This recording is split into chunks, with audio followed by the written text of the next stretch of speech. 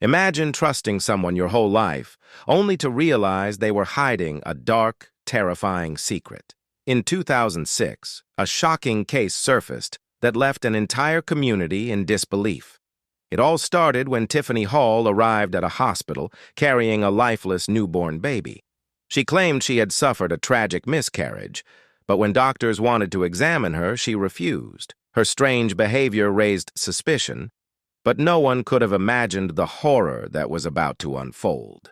At the same time, a woman named Jamela Tunstall and her 3 young children went missing, leaving their loved ones in a state of panic. As police investigated, they uncovered a horrifying truth, one that would change everything. Tiffany Hall and Jamela Tunstall were more than just friends.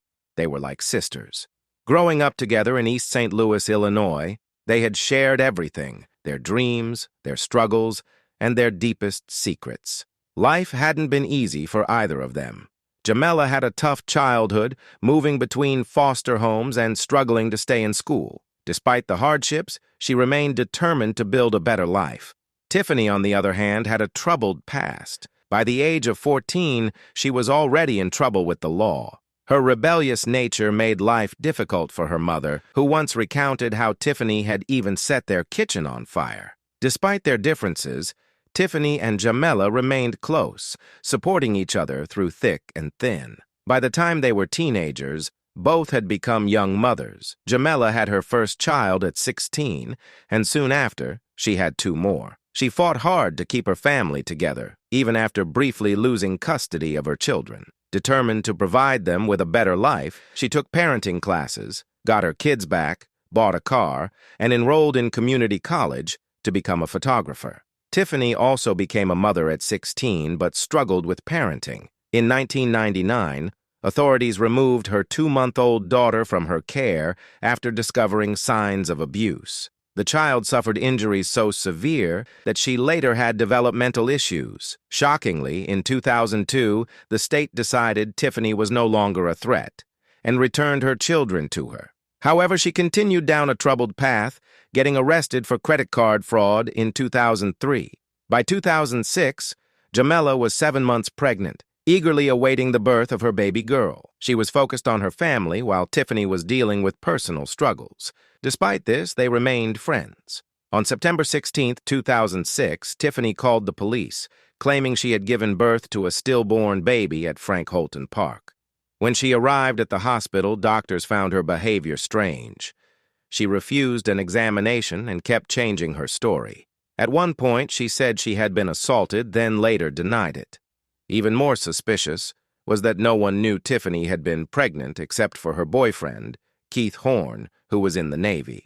An autopsy on the baby revealed no cause of death, leaving more questions than answers. Days later, Tiffany held a funeral for the baby, naming her Tiffany Horn. The funeral director found her behavior odd. She showed up 2 hours late and even tried to reschedule the ceremony. Only 2 family members attended, which seemed strange for such a tragic event. Keith, who had returned from the Navy for the funeral, believed the baby was his. However, everything changed when Tiffany made a chilling confession to him. She admitted she had cut the baby out of her best friend, Jamela. Keith was horrified. He immediately called the police, and investigators soon found Jamela's body in an overgrown lot near Tiffany's home. A pair of scissors lay nearby, confirming the gruesome details of Tiffany's confession. She was arrested that night, and during questioning, she revealed the shocking events of that day. On the day of the murder, Jamela was visiting Tiffany at her mother's house.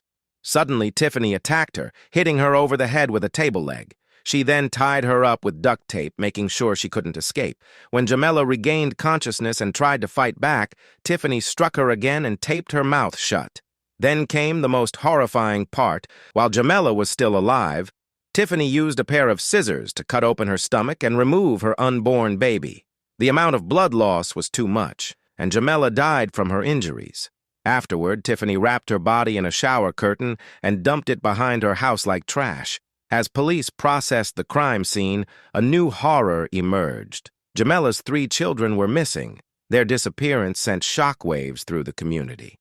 The police questioned Jamella's boyfriend, Ivan Collins, who said he had last seen the children with Tiffany 3 days earlier. This raised even more suspicion. Under pressure, Tiffany finally revealed the children's fate. Officers rushed to Jamella's apartment, and what they found was unimaginable.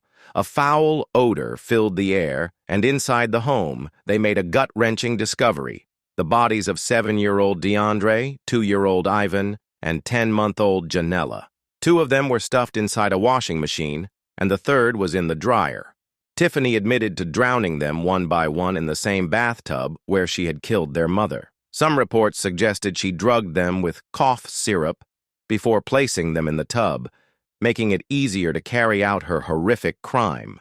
Yet, she never gave a clear reason for why she killed the children. The tragedy devastated the community. Over 700 people attended Jamella and her children's funeral, mourning the loss of a mother and her 3 innocent babies. The case gained national attention, with people demanding justice.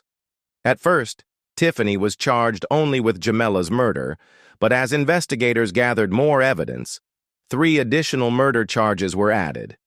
She pleaded not guilty, leading to a psychiatric evaluation.